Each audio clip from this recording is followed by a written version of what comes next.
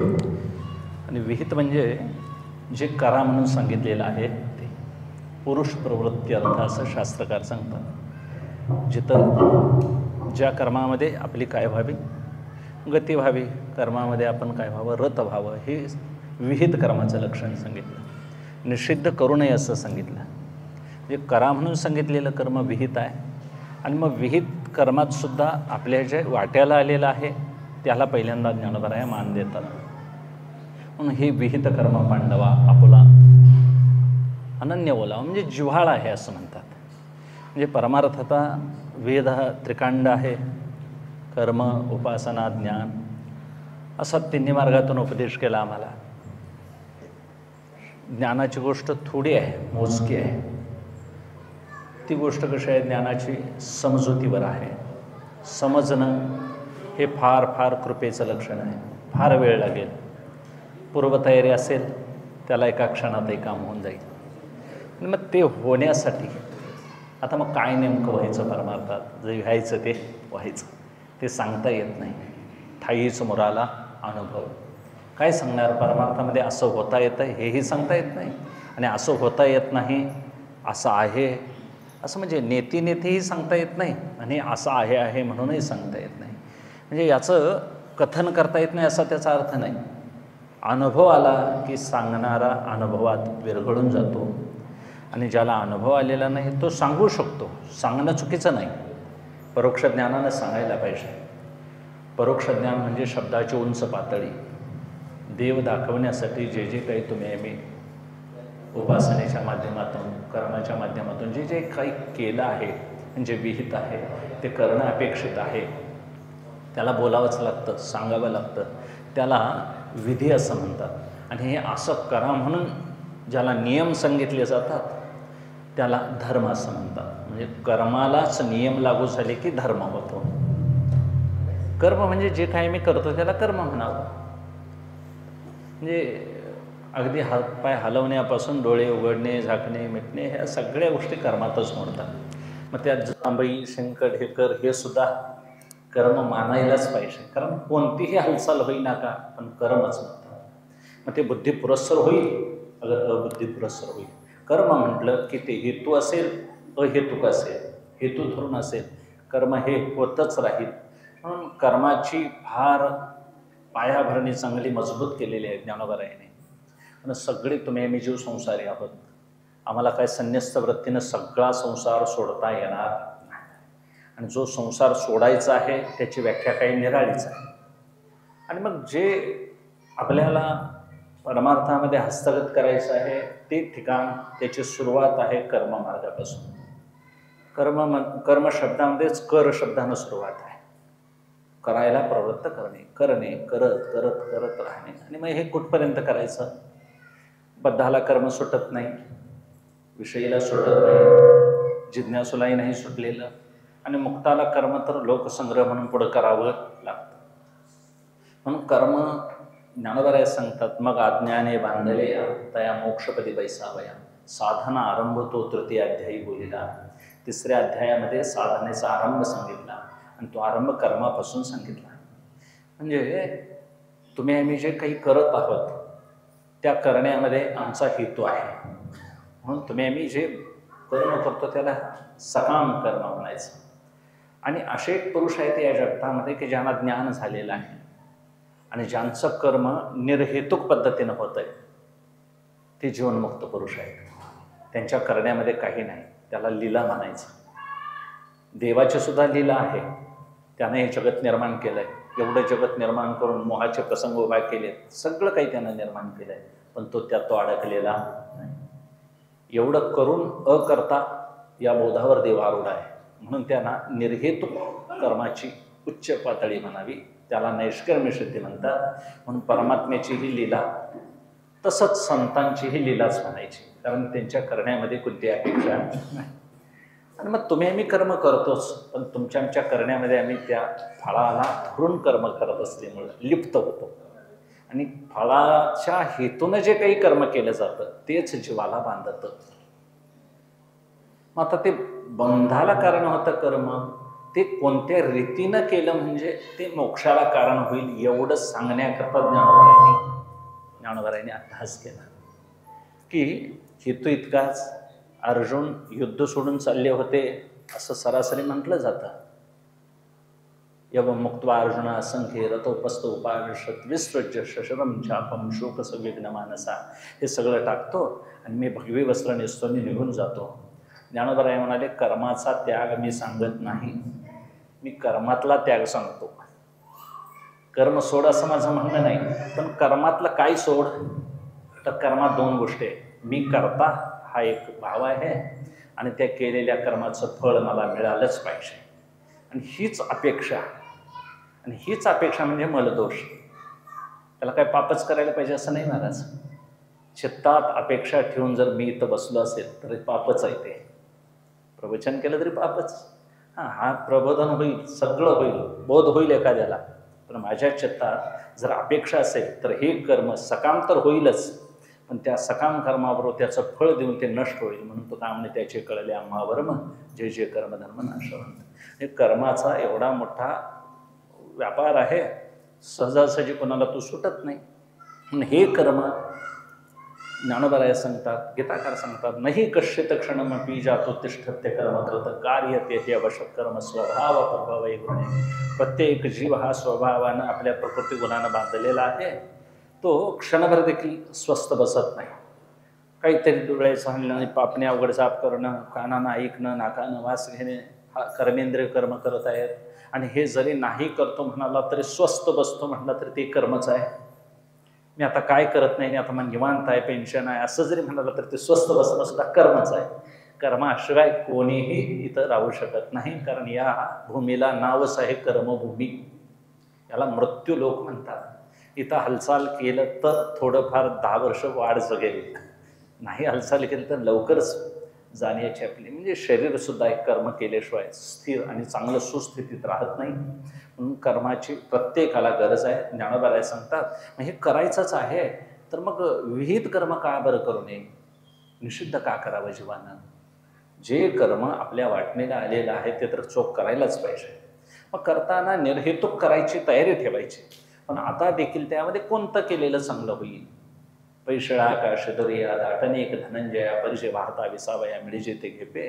प्रवासाला जायचं झालं तर 10-15 भाकरी घेतल्यात, त्यावर भाजी वगैरे घेतली असं, आणि मग ते ओझं होतंय म्हणून जर तेवढ्या वजनाचा दगड डोक्यावर घेऊन जर गेलं आणि भाकरीचा तो चवडा टाकून दिला घरात, तर मग भूक भागेल? दगडानं भूक भागेल का हो?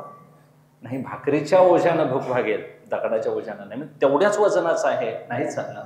म्हणजे शिळा का शिदोरिया, शिदोरी आणि शिळा समान वजनाचे असेल तरी भूक भागवण्याकरता भाकरीची गरज आहे. तसं इथं कर्मच करायचं आहे, करायचं पण कोणतं करायचं? विहित कर्म. आणि हे विहित कर्म पांडवा आपुला अनन्य बोलावा आमचा जिव्हाळा आहे. म्हणून आपल्या वाटणीला आलेलं कर्म पहिल्यांदा करणं हे जीवाचं आद्य कर्तव्य आहे. त्यालाच ज्ञानोबराया उपासना म्हणतात. उपासनेची ज्ञानोबरायांची व्याख्या ही इतर संतांच्यापेक्षा फार वेगळी आहे. वाटणीला आलेलं कर्म करणं आद्य कर्तव्य ते आहे. मग त्यात आता वर्ण, आश्रम, देह कोणत्या स्थितीत आहे, तुम्ही कोणत्या आश्रमात आहात, किंवा कोणतं तुम्ही स्वीकारलेलं कर्म कोणतं आहे, त्यात कोणाला प्राधान्यानं क्रम द्यावा आधी, हे सुद्धा त्या अवस्थेवर ठरवायला पाहिजे. देश काळ बघावा लागेल, व्यक्तिपरत्वे कर्म बदलतं. आणि मग 4 वर्ण 4 जाती, आता हे काही सांगण्यासारखं वर्णाश्रम राहिलं नाही. प्रत्येकाने सगळीच कर्म आपल्याला करता यावीत असं एक आता हे निघालेलं आहे. सगळ्यांना एकसारख्याच कर्माची रुची उत्पन्न झालेला हा काळ आहे.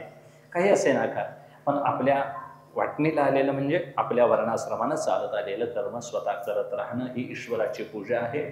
यानंच ईश्वर संतुष्ट होतो. कारण जे दिलेलं कर्म करून तुम्ही जर चित्त शुद्ध झालं तरच परमार्थाची पुढली पायरी गाठता येते. चित्तशुद्धी नाही झाली तर परमार्थातली पुढली पायरी गाठता येत नाही. कारण ते शुद्ध व्हायचं झालं तर त्यात अपेक्षा आहेत, काहीतरी मला मिळावं, हे काही गोष्टी आहेत, त्यातमध्ये चित्तातल्या आसक्ती सगळे आहेत. मग हे सगळं घेऊन ज्यावेळी अधिकारी पुरुष म्हणून आम्ही उतरतो कर्म करण्याकरता, त्यावेळी त्यातला फायदा, त्यातून होणारे परिणाम, त्यातून मला मिळणारी प्रतिष्ठा, त्यातून मिळणारा मला पैसा, त्यातून माझे ऐश्वर्य वाढेल का नाही, मिळालेलं ते टिकेल का नाही, त्याच्यासाठी केले जाणारे सगळे महाराज हे सगळं, याला प्लॅनिंग असं म्हणतात. आधुनिक भाषेत प्लॅनिंग करून माणसं करतात. मला सांगा, कर्मात प्लॅनिंग देवाचं आहे का जीवाचं? महाभारतीय युद्धामध्ये दुर्योधनाचं प्लॅनिंग कडेला गेलं काय भगवंताचं? भगवंताचं. तो म्हणत होता, सुच्च माकरांना दास्याने विना युद्धेन केशव. सुई उभा केली जमिनीवर, जेवढा सुईच्या टोकाला माती लागेल तेवढी सुद्धा भूमी मी युद्धाशिवाय देणार नाही, असा एवढा अहंकार होता. बरं, जो अहंकार ज्याच्यासमोर प्रकट करतोय तो कोण होता हेही त्याला माहिती होतं महाराज. तोही तेवढा बलवान होता दुर्योधन. याचा अर्थ त्याची स्तुती करतोय असं नाही, कारण देव साक्षात असूनही महाराज त्याच्यासमोर एवढा बळाचा दर्प होता त्यांच्याकडं. पण द्रौपदी मातेच्या वस्त्राला केसाला हात घातल्यानंतर महाराज सामान्य माणसानं ताकद दाखवली, गप्प बसावं एक वेळ. बलवानानं दाखवली तरीसुद्धा देवाकडे हात करून गप्प बसावं, कारण देवानं ताकद दाखवली. महाराज 18व्या दिवशी दुःशासनाचा हात उपटून टाकलं भीमानं. ज्या हातानं केस धरले, म्हणजे कर्माचा केवढा सूक्ष्म परिणाम आहे. याचा हेतू कितीतरी बोलणं कर्मच आहे, ऐकणं कर्मच आहे, त्याच्याविषयी प्रतिक्रिया देणं कर्मच आहे. पण कोणतंही कर्म फार फार सूक्ष्म मनावर रुजतं. म्हणून कर्माचे संस्कार प्रत्येक जीवावर अनादिकालापासून चालत आलेले आहेत. आणि मग यातून आपल्याला योग्य काय अयोग्य काय हे श्रुती सांगेल. पै अहितापासून काढिती हित देऊनी वाढविती. म्हणून नाही गा श्रुती परवती माऊली जगा. आम्हाला शास्त्रानंच सांगावं लागेल हे विहित कर्म योग्य आहे. आणि मग हे का करायचं, तर इथं सुद्धा श्रद्धाच ठेवायची. पण फळ दिसत नाही, कर्माचं फळ तर पुढं दिसत नाही. व्यवहारात दिसेल काहीतरी, शेतीमध्ये दिसतं, नोकरीमध्ये दिसतं, पगार दिसतोय पुढं महिन्यानं, मग शेतीमध्ये वर्षाने एखादं पीक दिसेल. पण दृष्ट अदृष्ट जे सुखदुःख आहे ते दिसत नाही, पापपुण्यादी फळ दिसत नाही. आणि मग ते अदृष्ट मानावं लागतं. मग हे कशावर श्रद्धा ठेवावी लागेल? शास्त्रावर. तस्मात् शास्त्रं प्रमाणन्ते कार्याकार्ये व्यवस्थित ज्ञात्वा शास्त्रविधानोक्तं कर्म कर्तुर्मिहानसी. की याला जाणून कर्म करावं लागेल. शास्त्र म्हणेल जे सांडावे ते राज्यही तृण मानावे, जे घ्यावे हे न म्हणावे विषयही विरू. शास्त्रानं सांगितले ते करावं. बरं, आपण कर्म करणार आणि शास्त्राचं का बरं ऐकायचं? आपण एखादा जड बाहेर खरेदी करणार, एखादा महाराज सोनं खरेदी करायचं झालं तर मग त्यातला पारखी माणूस बोलवायला पाहिजे. काय आमचं आम्ही जाऊन खरेदी करू नाहीच ना, पारखी पाहिजे त्यातला.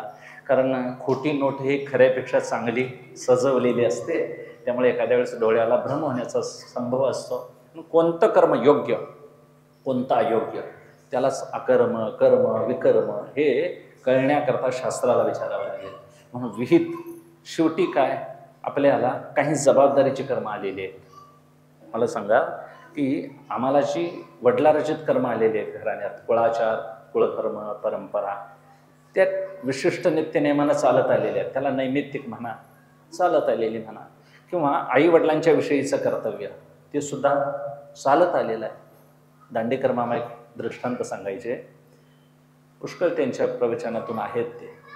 एक भिकाऱ्याचा मुलगा होता. मग त्याला एका हुशार माणसानं विचारलं, बाबा म्हणाले तू कशाला भीक मागतोस? म्हणाले तुझ्याकडं काय पैसे वगैरे बँकेत नाहीत काय तुझ्याकडे? तो म्हणाला गरीबाला कुठलं पैसे महाराज? अरे मग काय आईवडिलांनी तुझ्या ठेवलंय काय? माझं कर्म म्हणाला. गरीबाला कुठली बँक आणि काय असतं? हे गरीबाला कुठलं असंही म्हणायचं असते. आणि मग तुझे भाऊ बहीण वगैरे काय? गरीबाला कुठलं भाऊ बहीण महाराज म्हणायचं. असं करीत करीत मग तो हुशार होता. अरे मग म्हणाले तुझे आई वडील? गरीबाला कुठला आई वडील म्हणाला. आता मला सांगा, मग का आकाशातनं पडला का काय? गरीबाला असेल श्रीमंताला असेल आई वडील असणारच. याचा अर्थ आई वडिलाविषयीची जबाबदारीची जी कर्म आहेत ती तरी सुटतील का हो? करावीच लागते. आणि मग ती हयात असेल तोपर्यंत त्यांची सेवा करणं हे आद्य कर्तव्य आहे. हेच विहित कर्म पांडवा म्हणलंय, ते राहायचं. आणि मग नंतर काय उपयोग आहे? आई वडील जिवंत असताना त्यांच्याविषयी बोलायची पंचायती, आणि मग त्यांच्या श्राद्धाला आणि उत्तर कार्याला मग श्रीखंड बासुंदी हे कोणासाठी? मग गावासाठी असणार, आईसाठी काही नाही त्यातलं. हेतू काय? त्या हजर असताना त्यांना सुख देणं आनंद देणं हे आपलं कर्तव्य आहे. म्हणून मातृदेवो भव पितृदेवो भव आचार्य देवो भव ही आमच्या धर्माची उभारणी येणार असं. की एम स्वामी दत्त महात्म्यात म्हणतात की एका घडीचे स्तनपान न देता एक ब्रह्मांड दान. आईच्या मांडीवर बसून एक घोटभर दूध पिलेलीची तुलना एक ब्रह्मांडाचं दान दिलं तरी होणार नाही.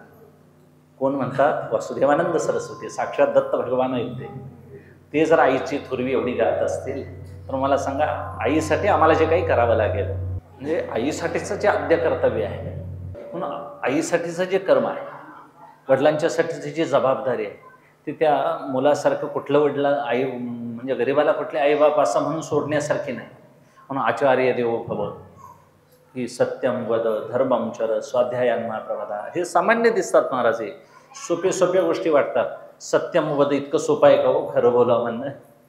आम्हाला इतकी सवय झाली आहे की खोटं कधी बोलून गेलो हे सुद्धा आम्हाला कळत नाही, आणि मी कधी खोटं बोललो असं लोकांना मी सांगतोय. आणि आता फोनमुळे तर महाराज सत्य नावाची गोष्टच उरली नाही. म्हणजे धर्ममचर, धर्मानं वागा असं सांगायची वेळ आलेली आहे महाराज. आणि मग स्वाध्यायांना प्रमादा, किती स्वाध्यायाला आम्ही वेळ देतोय सांगा? स्वतःसाठी आम्ही किती वेळ काढलाय? मला नेमकं काय करायचं आहे हेच अजून आमचं ठरलेलं नाही. म्हणून आपल्या वाटणीला आलेलं कर्म करत राहणं, याला गोरे अंगा जैसे गोरे पण माऊली म्हणतात. गोऱ्या अंगाला जसं गोरं पण शोभावं तसं तुमच्या वाटणीला आलेलं कर्म यथासंग तुम्ही केलं तर त्यानं देवाला आनंद होतो. म्हणून माझं अवस्थागत कर्म मी कळवून घ्यायला पाहिजे. मी मंदिरात गुरव म्हणून असेल समजा, आणि मग तिथं भजन सुरू आहे, मंदिर तर कचऱ्यानं भरलेलं आहे, मी भजन करत बसायचं का लोटायला पाहिजे? माझं आद्य कर्तव्य काय? लोटायला पाहिजे महाराज. लोटणं ही ईश्वराची पूजा आहे. भजन तदनंतर करा, नाही भजन केलं तरी हरकत नाही. म्हणजे निषेधातलं कोणतं आणि विहित कोणतं हे पहिलं कळायला पाहिजे. मी सोमवार धरत असेन आणि सोमवारच्या दिवशी जर मी वडिलांना शिव्या दिल्या तर मग सोमवार धरलेल्याचं पुण्य जास्त होईल काय, वडिलांना बोललेल्याचं पाप जास्त आहे? मग एक वेळ सोमवार नाही धरला तरी हरकत नाही, तर काय कर, वडिलांना शिव्या देऊ नको. हेतू इतकाच. निषेधात कधी आम्ही जाऊ सांगता येत नाही, म्हणून कर्मातच आमच्या कधी गफलत होईल सांगता येत नाही. म्हणून हे विहित म्हणतात वाटणीला आलेलं. आणि हे का करावं? ब्रह्मदेवाची आज्ञा आहे, करावं लागेल. त्यानंतर ऐहिक पारलौकिक चांगलं राहील. इहलोकातही तुम्हाला कोणाकडं हात पसरावे लागणार नाहीत. भिक्षापात्र अवलंबने लौकिक कर्म करायला पाहिजे. जरुरी पुरतं धन मिळवायला पाहिजे.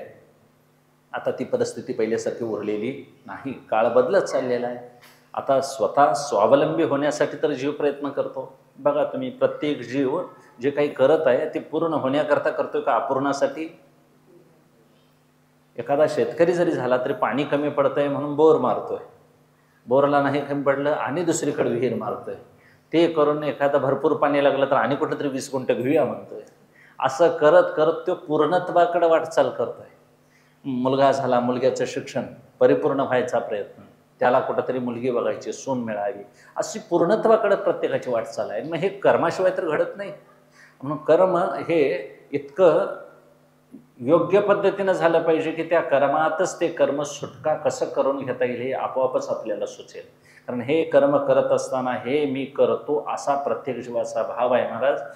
कर्म हे होत असतं, केलं जात नाही, हा मूळचा सिद्धांत आहे कर्मयोगाचा. आम्हाला असं वाटतं हे कर्म मी करीन आणि हे कर्म टाकीन. कर्म करतो म्हणणं हे एक मूर्खपणा आणि टाकतो म्हणणं महामूर्खपणा. टाकून ते सुटत नाही आणि करूनही ते होत नाही. आपण फक्त काय होतं, मी करता ह्या भावनेनं बांधले गेलेलो आहोत. आणि वास्तविक कर्म हे होत असतं, कारण ही प्रकृतीचा आशय आहे, हे असं होतच राहणार कर्म. तुम्ही थांबला तर तुमचा स्वभाव तुम्हाला बसू देणार नाही. उत्तरू वैराटीचा राजा, पळता तू काय निघाला अशी झुंजा, हा क्षात्र स्वभाव तुझा झुंजविलं तुझं. विराट नगरीमध्ये ज्यावेळी आक्रमण केलं कौरवाने, त्यावेळी विराटपुत्र मला सारथी नाही म्हणाला. आणि कोण सारथी भेटेल? ब्रह्मनडीच्या रूपात अर्जुन होते महाराज. म्हणाले चल, म्हणाले मी सारथी, मी अर्जुनाच्या रथावर सारथ्यच करत होतो म्हणाले पूर्वी. बसवलं, नेलं. आणि त्या विराटपुत्राला असं वाटलं उत्तराला महाराज की कुठंतरी अशी प्रवचनाला येतात एवढीच लोक असतील तिथं. ते कौरवांचं सैन्य बघितलं महाराज, ते पळायला सुरुवात केली त्यानं. आता अर्जुनाला अशी अवस्था झाली, पाठ दाखवून पळणं हे क्षत्रियाला लाजीरवाण आहे. रथावरून उडी मारली महाराज आणि उलट्या पळणाऱ्या त्या उत्तराला अर्जुनाने उलट पळत जाऊन पकडलं. पाठ दाखवायची नाही आणि उचलून रथात आणून ठेवलं. आणि महाराज शमीच्या वृक्षावरती ती आपली सगळी अस्त्र घेतली, शस्त्र घेतली आणि मग युद्धात महाराज फक्त भीष्म पितामह आणि द्रोणाचार्य ठेवले न ते सगळ्यांची वस्त्रहरण केली. हेतू इतकाच, हा क्षत्रिय स्वभावाचा जो अर्जुनाचा धर्म होता तो ब्रह्मणालीच्या वेशात असताना सुद्धा लपला काय हो? लपवता आला नाही. तसा ज्याचा त्याचा स्वभाव हा कर्मातूनच बाहेर प्रकट होतो. म्हणून आपण फक्त करत राहायचं, आपण निमित्त आहोत. ही क्रिया फक्त करणं आपल्या हातात आहे, प्रक्रिया पुढं ईश्वर निर्मित आहे. महाराज ज्ञानोबा सांगतात, गूळ नेनता तोंडी घातला देची गोडी. गूळ तोंडात घातला, तो नेनता घातला तरी गोडी देईल, जाणून घातला तरी गोडी देईल, अंधारात खाला तरी गोडी देईल, उजेडात खाला तरी गोडी आहेच. पण मला सांगा, गूळ नेनता तोंडी पुढं आहे घातला देची गोडी. घातला हे पद जर पुढं घेतलं तर गूळ नेनता तोंडी घातला एवढं जर घेतलं तर देची गोडी. गोडी द्यायचं काम तोंडात घातलेल्याला होईल काय बिन घातलेल्याला? बरं, गुळ म्हणून गुळच घालाय पाहिजे काय कडोनी मुखावून गोडी देईल? यालाच विहित निषिद्ध म्हणायचं. क्रियासारखीच आहे, खायचं सारखंच आहे. पण गुळ घालायचं आपल्या हातात आहे का गोड लागायचं आपल्या हातात आहे? म्हणजे माऊलींना एवढं सांगायचं आहे त्यातून, गुळाचा खडा टाकायचा आपल्या हातात आहे आणि अतिशय ताप आलेल्याला ते कडू सुद्धा लागू शकेल. म्हणजे गुळ गोड लागायचं काम हे कुठली प्रक्रिया? मला सांगा, जुन्या माणसांनी झाडं लावली म्हणून आज आम्ही फळं खातो. आम्हाला कशाला झाड आणि कशाला फळं म्हणून जर ती गप बसली असती, आम्हाला पेरू चित्रात बघायची वेळ आली असती, सीताफळ चित्रात बघायची वेळ आली असती. हेतू इतकाच, त्या लोकांनी केलं. इतक्या वर्षानं त्याला प्रक्रिया सुरू झाली. म्हणजे आंब्याची बाग लावली तर ठराविक वर्षानं त्याला मोहर येईल, फळं येतील. म्हणजे हे करत राहणं आपल्या हातात आहे. काय पुढं त्याचं फळ मिळेल सांगता यायचं नाही. म्हणून क्रिया करत राहणं यालाच कर्म म्हणतात. आणि त्या कर्मालाच नियम आले की धर्म अशा काय त्याला आखणी केली आहे. देह निर्वाहापुरतं केलं जातं त्याला कर्म म्हणायचं. आणि अधिक काहीतरी मिळावं त्याच्यासाठी त्याला कर्तव्य म्हणतात. म्हणून आपल्या सगळ्या शास्त्रामध्ये अशी व्यवस्था केली, घर बसल्या प्रत्येकाना चित्तशुद्धी व्हावी. की स्त्रियांना वेगळी कर्म, पुरुषांना वेगळी कर्म, लहान मुलांना वेगळी कर्म, वयोवृद्ध लोकांच्यासाठी वेगळी, ही कर्माची अशी मांडणी केली महाराज. पतीच्या मता अनुसरून पतिव्रता अनायासे आत्महिता लाभेचे ते, की पतीच्या मतानं अनुसरून त्यांना संतोष ठेवून मुलाबाळांची सेवा करत आहे त्या ठिकाणी स्त्रियांना उभयलोकी गती मिळायची झाली तर सगळं पुण्य पती मिळवत जरी असेल तर पती देतो अर्धा धर्म. टेंबे स्वामी सांगतात, निम्म पुण्य आमचं कोणाला जातं हो? अर्धांगी म्हणून पत्नीला जातं. त्यांनी केलेलं समूळ पाप आम्हाला लागतं. हे तो इतकाच. हे असं काच बरं जुळवलेलं आहे तर दोन्हींचा कुठंतरी एक समतोल साधावा म्हणून. दोन्ही एकत्र राहून काय व्हावं? कर्माचं आचरण व्हावं. एकमेकाला सोडून म्हणून धर्माचरणामध्ये पत्नी सोडून व्यवहार केले जात नाहीत बघा. पूजेला बसायचं झालं तर ती लागतेच. हेतू काय? तर दोन्हींनी समन्वयात राहावं. ही एक धर्माची आखणी आहे. माणसं एकत्र राहावीत, त्याच्यात एक काय सहिष्णुता निर्माण व्हावी. म्हणून धर्माची एवढी मुळं मजबूत आहे. म्हणून भारतावर अनेक आक्रमणं जरी झाली तरी धर्माचं मात्र मूळ कुणाला उकडता आलेलं असा धर्म एकमेकात महाराज काय केलेला आहे? गुंतवलेला आहे. आणि मग हे करत असताना की आपल्याला एवढंच सांभाळायचं, मी करता फक्त निमित्त आहे आणि केलेल्या कर्मापासून फळ मला अमुक मिळालंच पाहिजे याची अपेक्षा ठेवायची नाही. का ठेवायची नाही? तर ते कोणतं फळ आहे ते ईश्वरा तो ठरवणार आहे. धर्माची तो मूर्ती पाप पुण्य तुझे हाती, त्याच्या हातात आहे ते सगळं. कारण कोणतरी न्यायाधीश मानावा लागेल. चेतन एखाद्याने चोरी केली तर दंड देता येतोय, बरोबर आहे. कर्म जड आहे, ते नाही फळ देत. दोष किंवा एखादा गुन्हा सिद्ध करू शकत नाही. गुन्हा सिद्ध करण्यासाठी कोणतरी ईश्वर मानावा लागेल आणि तो न्यायाधीश आहे असं समजायचं. म्हणून ईश्वराची एक प्रारब्ध नावाची व्यवस्था आहे आणि त्या प्रारब्धाच्या अखत्यारीत तो काय करतो? प्रत्येकाला आपापलं फळ भोगायला लावून देतो. आता त्यात ईश्वर दयाळू एवढा आहे, एवढं पटवून घ्यायचं की तो एकदम जीवाला परिपूर्ण आरपारच तो घायाळ करेल असं कर्म मात्र भोगायला देत नाही. त्याला सहनशक्तीनं सोसल असंच कर्म देतो. म्हणून आमच्या संचितात पुष्कळ शिल्लक आहे, पण आता वर्तमान शरीरात भोगण्याची ताकद असेल एवढीच कर्म आम्हाला तो देतो. म्हणून ईश्वर दयाळू आहे. ईश्वर वसूल केल्याशिवाय सोडत नाही. म्हणून कर्माचा सिद्धांतच असा आहे, इथं केले कर्म झाले तेच भोगा आले. केलेलं कर्म भोगावं लागेल. आणि असे कित्येक गेले म्हणून कर्मात कर्मशूर गृहस्थ झाले, पण त्यांच्यात अनासक्ती मात्र ज्यांना साधता आली त्यांनाच मुक्ती मिळाली. जनक केवढे सम्राट होते, मोठे होते महाराज. पण एवढा राजवैभवात असणारा महापुरुष देखील जनकांच्या दारात शुकाचार्याने जावावं. आमच्या व्यासपुत्र ब्रह्मनिष्ठ शुकाचार्य आहे आणि त्याने त्यांच्या दारात मी कोण आहे हे कळवून घेण्यासाठी, म्हणजे आमच्या आर्यावर्तामध्ये राजा असा होता की जो सिद्ध पुरुषाची परीक्षा घेणारा होता. म्हणजे शुकाचार्य किती महाराज पुण्यवान, पण त्यांना देखील जनक भेटीशी पाठविला त्याने अभिमाननाने खोटे केले. म्हणजे कर्मात असं सामर्थ्य आहे. कर्म करणारा मनुष्य तो विक्षेपात पडतोय असं काही मानायची गरज नाही. ज्याने ह्या दोन बाबी सांभाळल्या की मी कर्माचा करता नाही आणि मला कर्मफळाविषयी काही माझा संबंध नाही, करणं एवढंच ज्यानं सांभाळलं त्याची चित्तशुद्धी लवकर होते. चित्तशुद्ध म्हणजे चित्तात अपेक्षा न राहणं, आणि तेच चित्त शांत होतं. चित्त स्थिर होणं म्हणजे शांत होणं. स्थिर म्हणजे एक ठिकाणी बसणं असं नव्हे, शांत राहिलं पाहिजे. म्हणजे तुमच्यावर दुःखाचे प्रसंग आले तर ते आनंदाला आतल्या धक्का लागता कामा नाही. मला सांगा, आनंदाला धक्का लागतो आणि आनंद बिघडतो असं आहे का आनंदच आतला न हलणार आहे? आमचा आनंद न हलणारा आहे महाराज. फक्त आमचा भ्रम होतोय, माझा आनंद बिघडला. बिघडला म्हटला की जीव, सुधारला म्हटला की संत. बिघडलेली तेवढी आम्ही सगळे आनंदाला धक्का लागलेली मंडळी आहोत. जरा कुठंतरी प्रतिकूल अनुकूल प्रतिकूल, आत्मस्वरूपाजवळ अनुकूल प्रतिकूल अजिबात नाही. कुठं आहे अनुकूल प्रतिकूल भाव सांगा? तर व्यक्त करण्याचं सांगण्यासारखा अनुकूल प्रतिकूल आत्मस्वरूपाजवळ भावच नाही. फक्त आमचं अंतःकरण तसं होतं. म्हणून हे कर्म निवांत वाटणीला आलंय असं ठरवायचं. रडत रडत महाराज दगड फोडाय दोघे तिघे जण काय होते, वडार समाजाचे लोक होते. एकटा म्हणत होता दगड बघून हे आता फोडायचं, मला एवढा पगार देणार, माझ्या हे मापात बसत नाही, असा काम कुचराई करतच तो फोडायचा. दुसरा तो जरासा रड्याच होता, हे आता एवढं फोडायचं, मग कधी घ्यायचं फोडून. तिसऱ्यानं मात्र हिचा काही विचार केला नाही, त्यानं आपलं धरली सुटकी ते सुरूच केलं फोडायला. त्याचं लवकर फोडून झालं महाराज. आता शेवटी रडूनही फोडायला पाहिजेच, कुचराई करून फोडायला पाहिजेच आणि आनंदानं फोडायला पाहिजेच. मग हे तर दगड फोडणं हे मान्य करतात माणसं, पण भांडी घासायचं मात्र बायका मान्य करत नाहीत.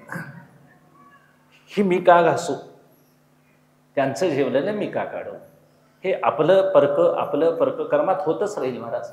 आणि मग घरच्यांचं काढायचं नसेल तर मग शेगावला जाऊन परोपकार म्हणून दुसऱ्याचं उष्ट काढण्यात काय अर्थ आहे?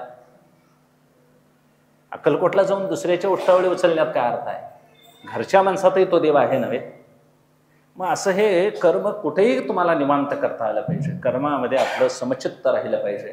तेच चित्त शांत होईल, तेच चित्त चैतन्यात लय पावेल शेवटी, आणि आपल्याला जीवनमुक्ती अवस्था प्राप्त होईल. यांना नैष्कर्म्य सिद्धी म्हणतात. नैष्कर्म्य म्हणजे कर्म करायचं संपत नाही, पण कर्मात जो प्रतिबंध आहे तो दूर होतो, आणि मग अशी सिद्धी आहे त्या सिद्धीला वैराग्य म्हणतात. मग ही वैराग्य सिद्धी ईश्वर देतात की तया सर्वात्मका ईश्वरा स्वकर्म कुसुमांची वीरा, पूजा केली होय अपारा तोषा लागे, मग ते पूजे रिझलेने आत्मराजे, वैराग्य सिद्धी देईजे पसाय तया. पसाय म्हणजे प्रसाद, आणि मग प्रसाद वैराग्यरूपी दिला जातो. आणि वैराग्य दिलं की आम्हाला मग इतर गोष्टी कर्माविषयीचे जे फायदे आहेत त्या फायद्याविषयी मन काय होत नाही, आसक्त राहत नाही. असं निरासक्त पद्धतीनं कर्म करत राहायचं. त्याग वाढला पाहिजे. कर्मातून भोगाची उन्नती होता कामा नाही. कर्मात त्याग अपेक्षित आहे. आणि मग हा त्याग आमच्या साध्या साध्या गोष्टीतून, आमच्या चातुर्मासाच्या कहाण्या आहेत बघा, की सगळ्यांना ऐकून सांगितलेलं माहिती आहे तुम्हाला, की गणपतीच्या कथेमध्ये पहिल्यांदा फलश्रुती सांगितलेली आहे. गणपतीचं व्रत सांगितलं आहे त्या चातुर्मासामध्ये, आणि शेवट फलश्रुतीत सांगितले की 18 मोदक करायचे, आणि 18 मोदकातले 12 मोदक वाटायचे, आणि उरलेले 6 प्रसाद म्हणून घरला न्यायचे. मला सांगा, 18 मोदकामध्ये 12 वाटायला द्या म्हणणारा संप्रदाय त्याग जास्त सांगतो का भोग जास्त सांगतो? म्हणजे आपल्या घराकडे कमी न्या आणि तुम्ही वाटायला जास्त. फलश्रुती एवढंच बघूया, गोष्ट राहू दे बाजूला, पण निदान एवढं सुद्धा म्हणजे किती त्यांनी सांगितले. प्रत्येक गोष्टीमध्ये त्याग आहे, आणि असा त्याग थोडा थोडा थोडा आपल्याला घडेल तेवढं करायचं आहे. यथाशक्ती कर्म हे यथाशक्ती आहे. माझ्या घरापुरतं मी निष्काम कर्म करू शकतो, माझ्या परिसरापुरतं मी निष्काम करू शकतो, काही करू शकतो, रस्ता लुटू शकतो, गटार स्वच्छ करू शकतो, असं काही नाही. त्याला काही ठरवूनच करायला पाहिजे असं नाही. म्हणून कोणतेही कर्म करत असताना त्या कर्मामध्ये आपला त्याग अपेक्षित आहे. आणि हे नाही ज्याला कळलं तो स्वतः पुरतं खातो. त्याला ज्ञानोबराया सांगतात, गीताकार म्हणतात, यो भुंक्ते स्तेन येवस का झाली सकळ संपदा जो अनुसरेल इंद्रियमदा लुब्ध होण्या स्वादा विषयांची या तीही यज्ञभावी किशोरीची संपत्ती दिली पुरी तया स्वधर्मी सर्वेश्वरीनं भजेल जो अग्निमुखी हवन न करेल देवता पूजन प्राप्त वेळे भोजन ब्राह्मणाचे का विमुख होईल गुरुभक्ती आदर न करेल अतिथी संतोष ने दिल ज्ञाती आपुली तया मग अपावो थोर आहे जेने ते हातीचे सकळ जाय आणि मग प्राप्तहीनला आहे भोगू भोगू. संपत्ती पुष्कळ आहे जवळ, सगळं काही आहे आणि अग्नीची सेवा करत नाही. जेवाय बसला एक घास बाहेर काढत नाही, अतिथीला दारात आला सत्कार करत नाही, आईवडिलांचा मान यथास्थित राखत नाहीत, गुरूंची सेवा घडत नाही. आणि हे सगळं ज्याला घडत नाही त्याची सगळी संपत्ती ईश्वर काय करो अपावो थोर आहे, मग हातीचे सकळ जाय, कधी गेलेलं सुद्धा कळत नाही. आणि मग प्राप्तहीनला आहे भोगू भोगू, जे मिळवलंय ते सुद्धा त्याला भोगता येत नाही. का ज्यानं दिलंय त्याची आठवण विसरला आणि ज्याच्याकरता विनियोग करायचा तेही विसरला.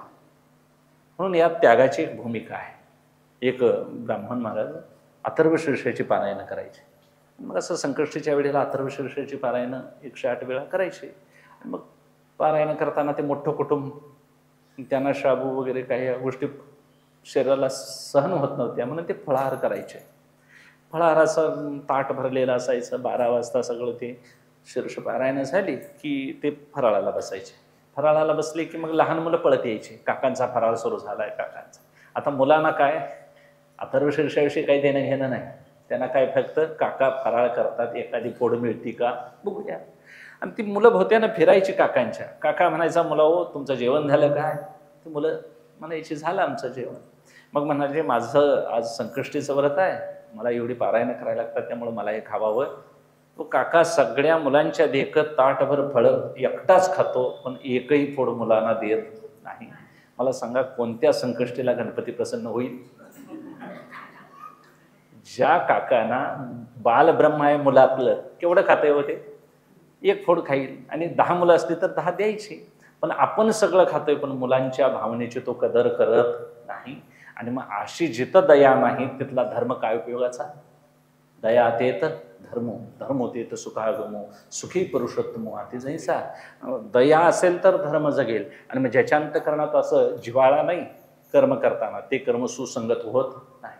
मग ते यांत्रिकपणा येतो, सकामता, यांत्रिकता. ठरलेल्या वेळी ठरलेल्या जागी ठरलेल्या लोकांनी सतत करत राहणं, मग कीर्तन असो प्रवचन असो, त्याला एक यांत्रिकता येते. आणि अशी यांत्रिकता मग किल्ली दिलेल्या त्या बावल्यासारखी आहे.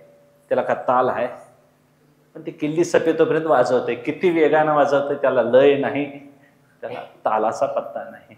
तसं आमचं कर्म होतंय, ठरवून दिलंय तेवढं करत राहायचं. आणि मग त्यात प्रेम नसल्यामुळं एकमेकाविषयीची आपुलकी भावना उत्पन्न होत नाही. मग चिमणी पाखरासारखं होतंय महाराज, ती पिलं उडायला आले की निघून जातात.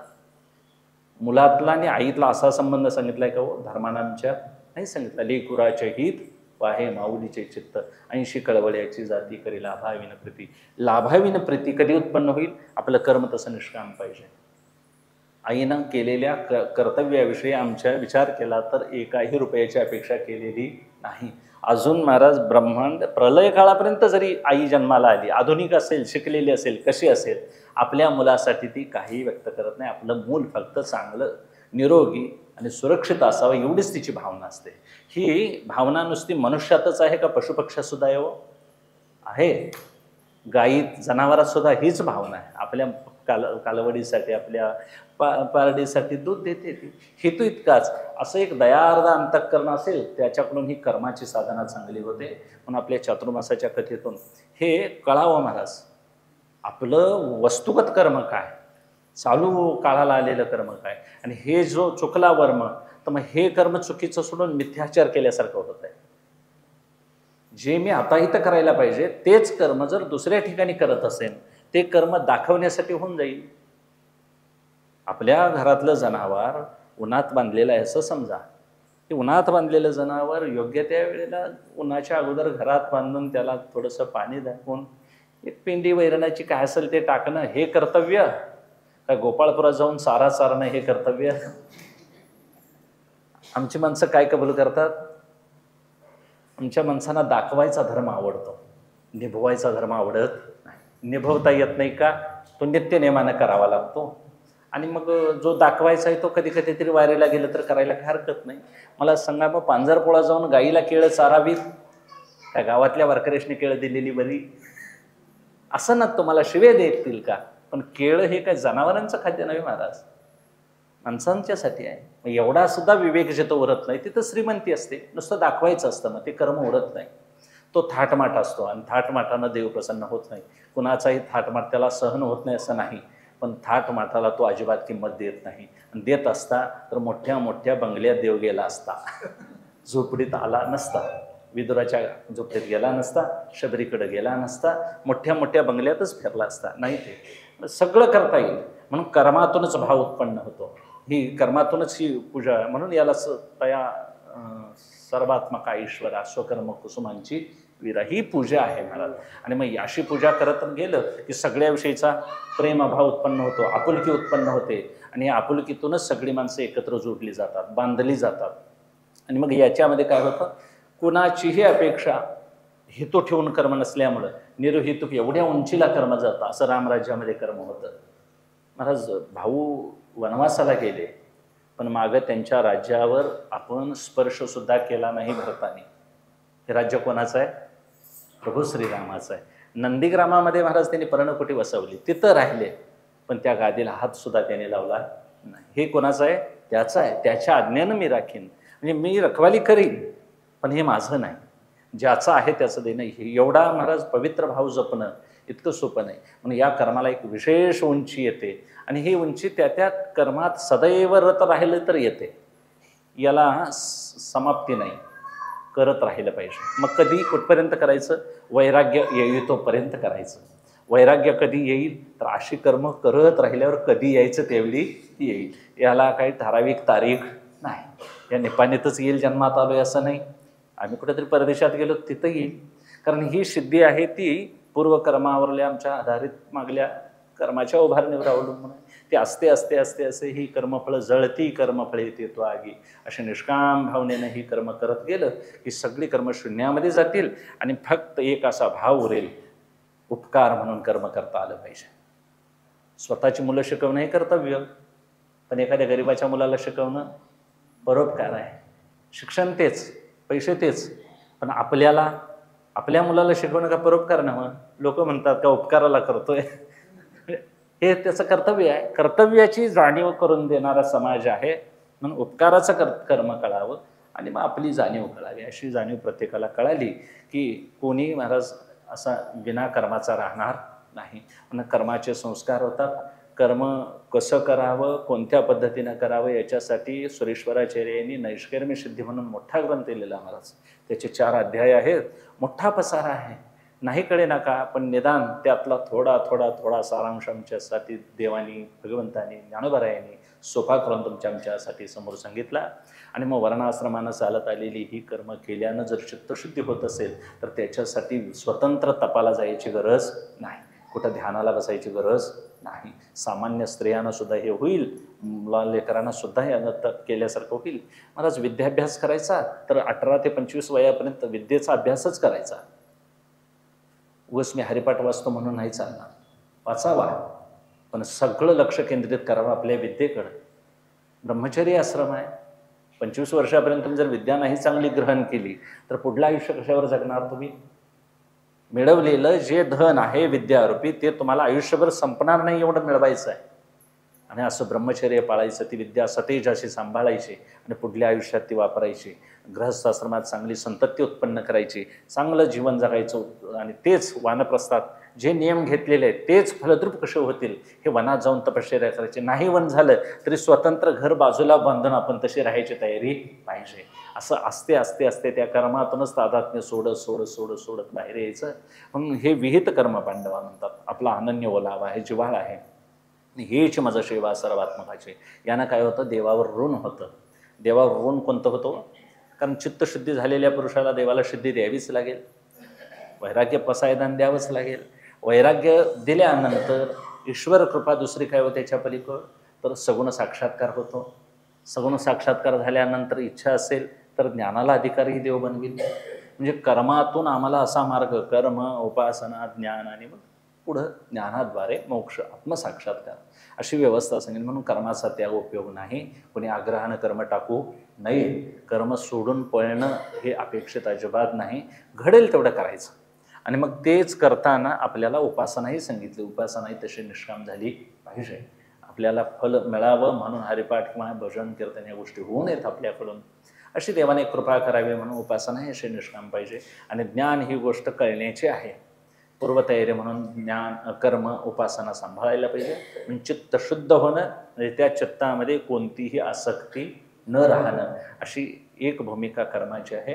म्हणून ह्यातून मला काय मिळेल, मिळत असेल तरच करीन, माझ्यात कौशल्य आहे तसं या निपाणीत कोणाकडेही नाही, असा कर्मातल्या कौशल्याची घमेंड बाळगणं हे सुद्धा महाराज अहंकारच आहे.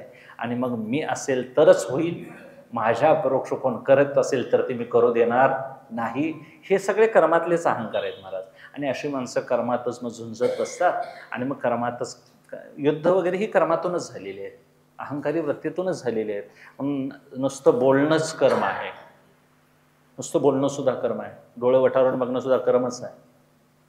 प्रेमानं बघणं त्याच डोळ्यानं, आणि जरा रागानं बघणं, मग ते एखाद्या महाराज द्रौपदी माता काय म्हणाल्या, आंधळ्याची मुलं आंधळीच. मै सभेतून तो सगळा राजवाडा नवीन बांधून दिला होता मयासुराने.